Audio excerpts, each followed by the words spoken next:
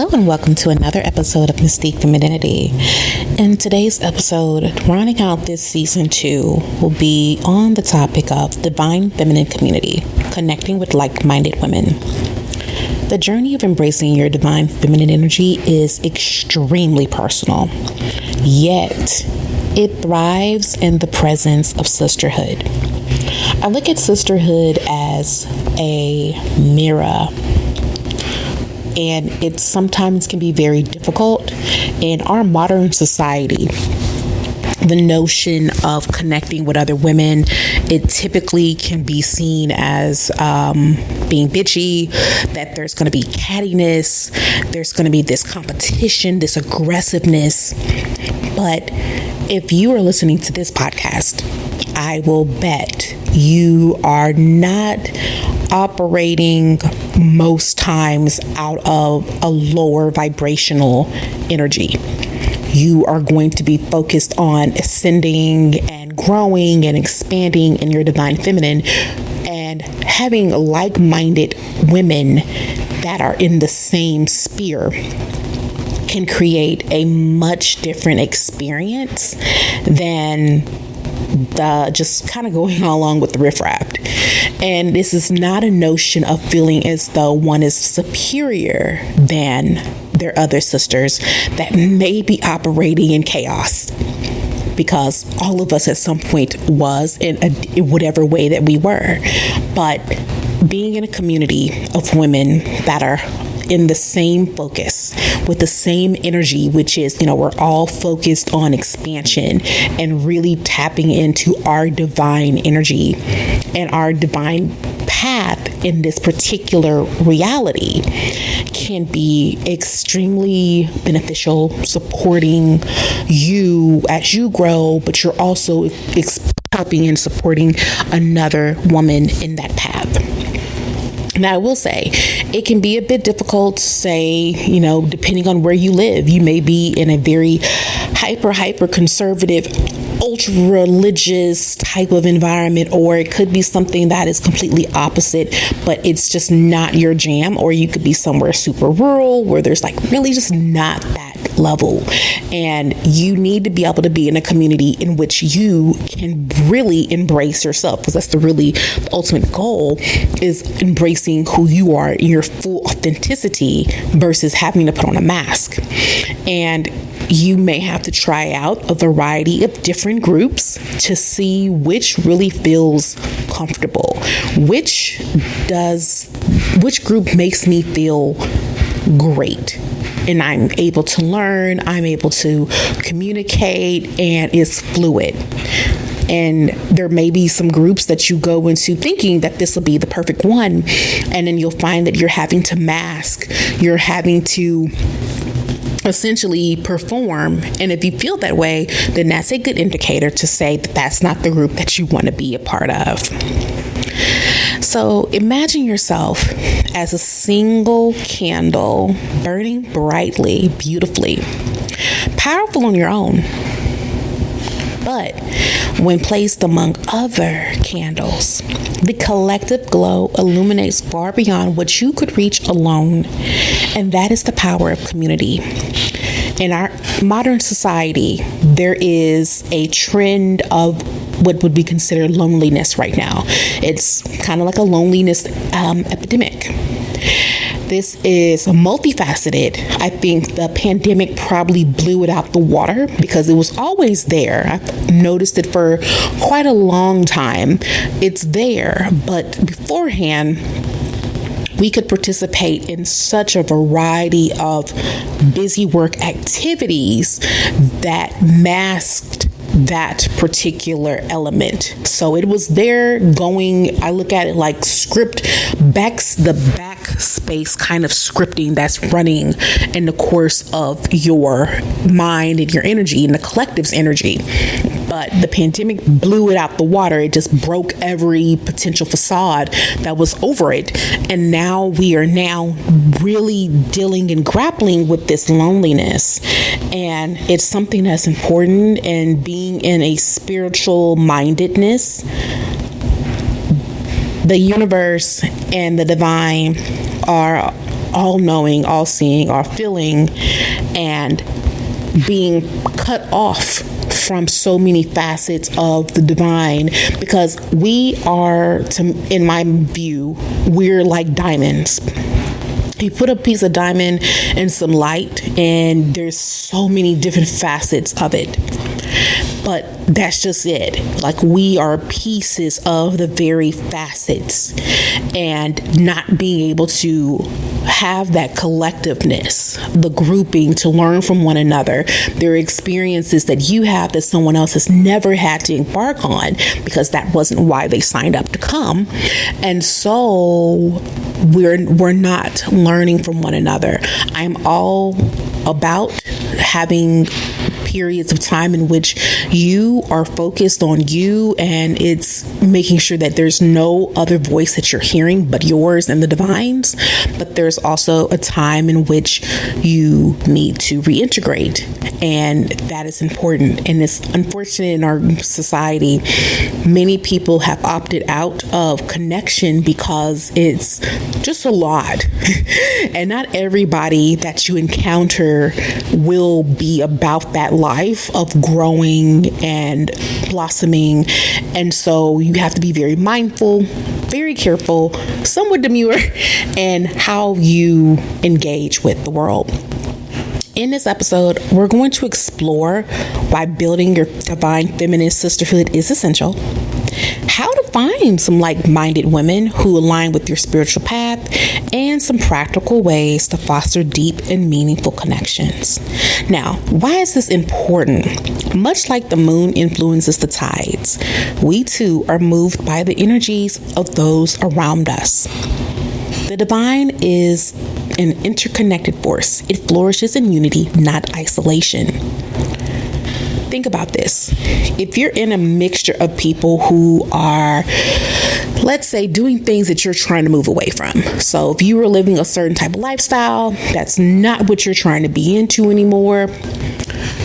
Think about the energy that comes from being in that. Like, if you're saying, hey, this is not what I'm trying to do.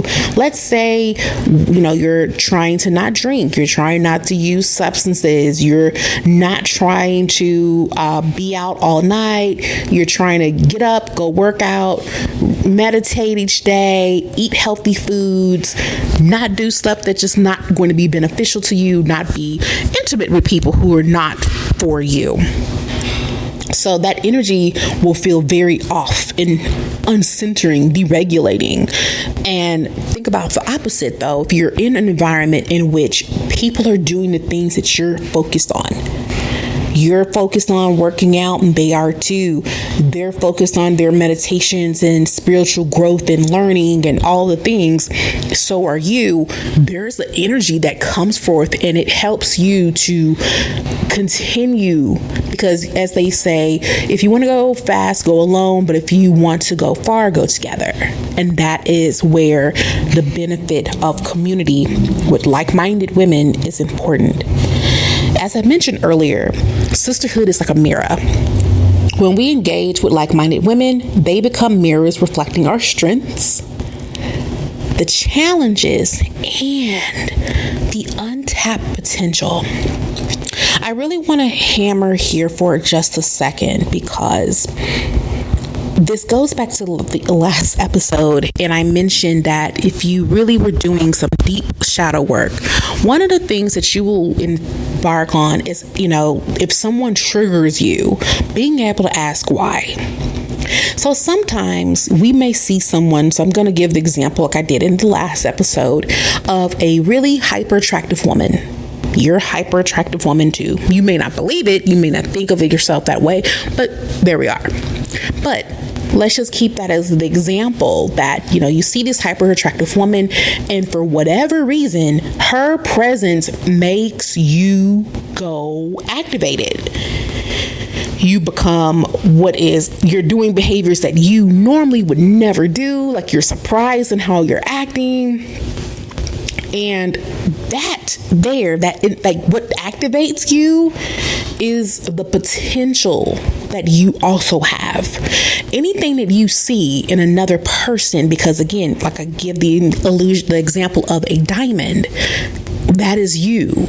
So you're seeing you, but you're seeing a part of you that hasn't been activated yet, that untapped potential. So seeing her may make you feel like, oh, I can't be that. That's not me at this moment. It's just because you haven't activated that part of you yet. It's not that it's not there. It's just not activated. It may take a little bit of grooming to be there in your particular portrait of it, but it's there. And that is what sisterhood can do for you if it is in the right collective.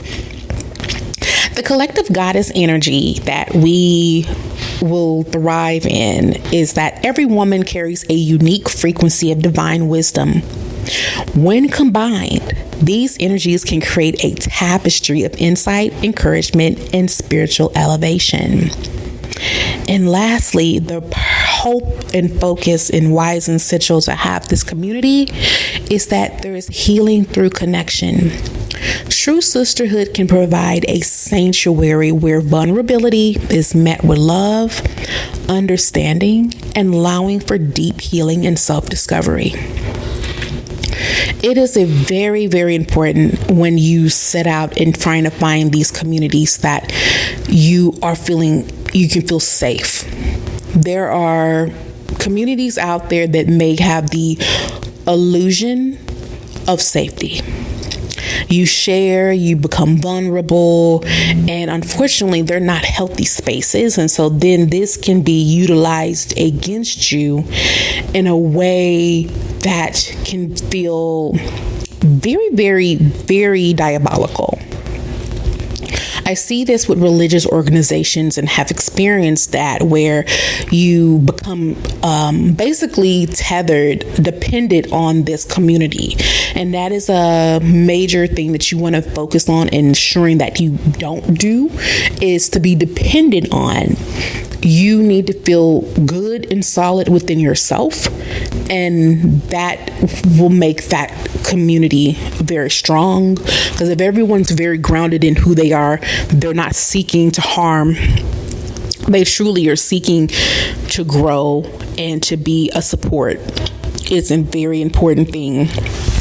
But if you are able to find or create your own community where that is able to happen, there is such a beautifulness that can only be met. Like, healing is something that is an individual pathway, but it doesn't have to be done in isolation completely.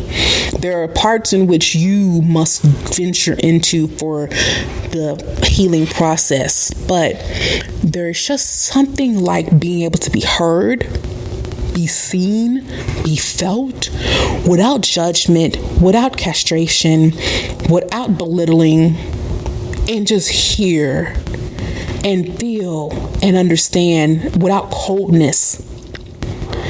That can be such a healing balm to you and exponentially make your healing grow and be moved in a way that is wonderful. That again is that collectiveness of the divine wisdom that would be in that energy flow. And that's why it's so important to find like-minded community. Now, we understand why it's important. Now, how do we do that? How do we find this? The idea of finding a community may feel overwhelming, especially if you don't know where to start. Think of it like planting a garden. You need the right environment, intentional seeds, and patience for growth. Seeking out aligned spaces could look like online forums, social media groups, or even creating local women's circles that resonate with your values and interests. You could also look at meditation centers, doing a spiritual retreat. Wellness workshops can oftentimes attract kindred spirits. Again, I will preference. You want to ensure that you are being intentional, you're being safe. Because some of these organizations, they understand just the focus here is that people are seeking. And sometimes people's motives are not pure. So you really want to make sure that you're vetting these organizations. Take your time. Really look at things and hear things and, really observe, because that is going to ensure your safety as a goddess. And that's important. Be very intentional about the connections. Just as you wouldn't force a plant to grow in unsuitable soil, be mindful of where you invest your energy. Not every group is the right fit, and that's perfectly okay. Trust your intuition.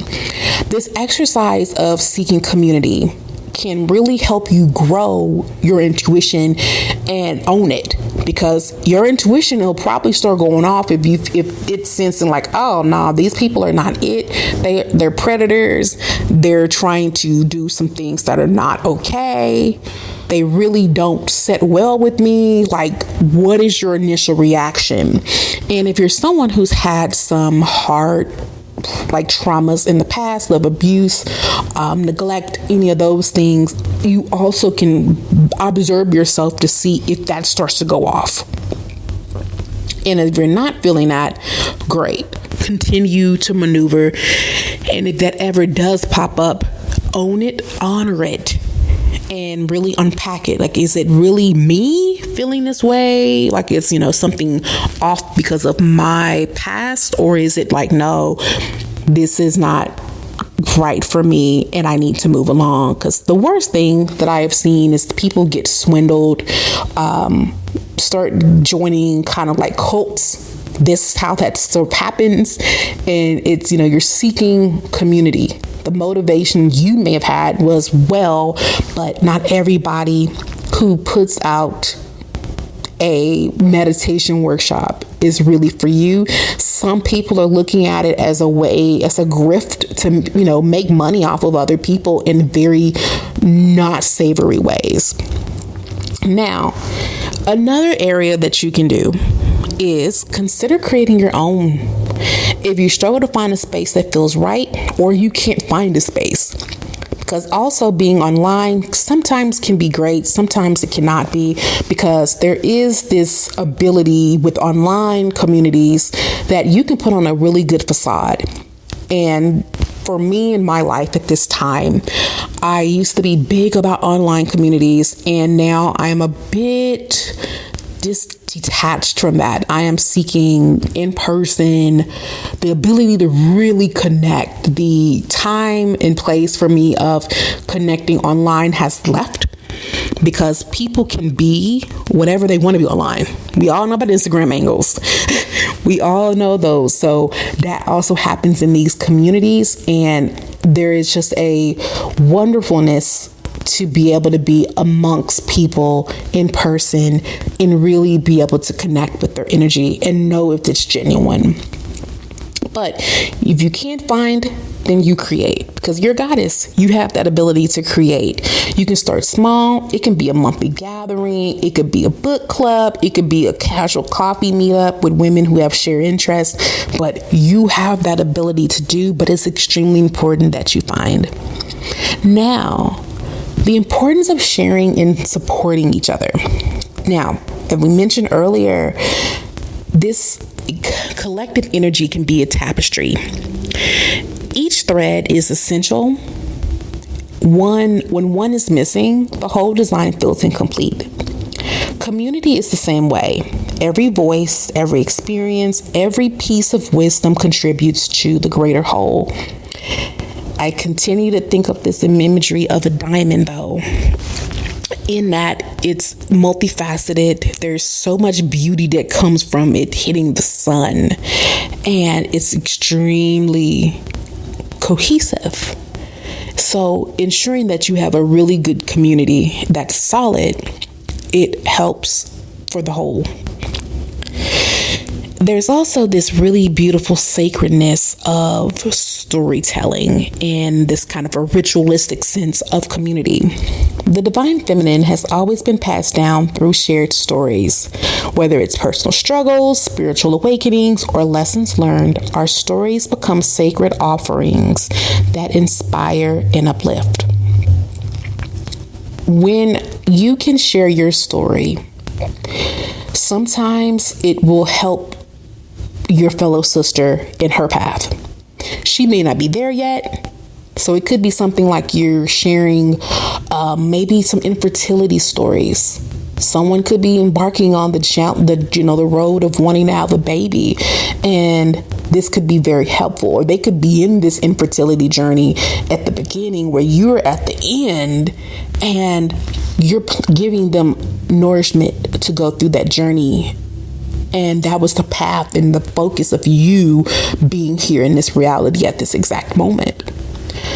I look at my own life and story, and I know that it can be the playbook for someone else. My journey can be the guide for others who are embarking on their own. It is a gift and a privilege to experience the things that we experience. We may not like it going through the experience, and some of these experiences can definitely lead to a lot of other things. But being able to take those gems and give those to your sisters is a beautiful gift. That's the whole purpose of living. Now, another area in really being intentional about your connections in this community is that true sisterhood is not about competition. We are all wonderful. We're all wonderfully and beautifully made. We do not need to compete. There doesn't need to be that. And sometimes in the environments, there can be this competition of like, who had the worst pains? Pain is pain. It's not necessary to compete, but your goal in community is for co-creation. A rising tide lifts all the boats. When one woman steps into her power, she paves the way for others to do the same. And then holding space for growth. Sometimes the most powerful gift we can give another woman is our presence. Listening without judgment, holding space for her journey, and celebrating her evolution. It is extremely important that when you are in community that you are not there to belittle, to be critical, because then that one shows areas that you need to do some growing in. But two, that's extremely damaging, because when you're in these communities, especially in a spiritual sense, there is a hyper vulnerable state that a person has to be in. And it's not okay to be harmful in that environment. You want to keep the sacredity of that community, because truly, like, really good, safe community is not an easy thing to find, especially in this modern day society. So being able to see and hear, and at times it could be that, I'm not in a space to hear you, and that is okay. There is a notion of, in this era, of compassion fatigue. And I mentioned this for the purpose of being in community. Depending on how your life is, what you do for a living, just how your life is unfolding, if you are not taking care of yourself, it will make it very difficult for you to be in community with other like-minded women in a way that is fruitful. If you are exhausted, if you have a tendency to go over and beyond because that is how you get your itch scratched, then that's going to cause issues for you. Take that as a means to go back and restore yourself, to water yourself, but be very mindful in how you conduct yourself within community. Now, creating connection. So now you know why you have created that community space. Now the deeper pieces is the connections, because that's the whole purpose. A community flourishes when there's a sacred space to nurture it. Just as temples, altars, and sacred groves have long been places of worship and connection, modern women can create their own spaces to cultivate the divine feminine energy. The physical spaces, you can have a place in your home where you can gather with like-minded women. It could be really cozy for tea, deep conversations, or it could even be a nice outdoor space for moon rituals and meditation circles. You can also do your online, and you can approach it with the same sort of intention and it can still be extremely powerful. This can be a private group, a virtual book club, a guided meditation session over Zoom, for just creating a great, lasting, connected experience. These rituals over time will strengthen your bonds. And then you can consider engaging in group practices such as journaling prompts, affirmation circles, or just shared reflections of gratitude. These may be small, but they're meaningful acts to build trust and deepen connection. And again, you never know, when you share from your heart, you will then be able to spark others, and then there'll be this reciprocity, because then others will share from their heart, and that will feel you as well. Like there's just this beautiful ebb and flow. Now, to wrap this final episode up for season 2, embracing the power of sisterhood. The divine feminine was never meant to walk alone. When we come together in genuine support and shared wisdom, we can create a force that is unshakable, like a groove of ancient trees whose roots are intertwined beneath our earth. Our strength is magnified when we stand together. If you've been feeling disconnected or longing for community, take this as a sign that it's time for you to seek out sacred community. Your sisters are waiting for you. By having community, you are able to flourish. And I look at this on a global standpoint. If more women entered into very good, solid, supportive communities, our reality as a collective would pivot in a very, very remarkable way. I think the way our society pushes us to be overly masculine, overly dependent on the masculine, and being in a wounded state of the masculine, it is done in some ways purposely, because we collectively together tapping into a healthy, whole, feminine energy could eradicate so many things. Now, if this episode resonated with you, subscribe and leave a review to help others. And because we don't gatekeep here, if you have a sister that you feel that would be great of being able to hear this, I would urge you to share this, because that would be phenomenal. Being able to create this could be a thing that could make 2025 just be a radical changing time era. And if you love this, I really would love it if you share it on your social media, share it with your friends. And if you need more, and you are just now finding this particular podcast, I suggest you listen to the other episodes, because there are some very good gems in there as well. Until next time, make sure you're living your most transformative life.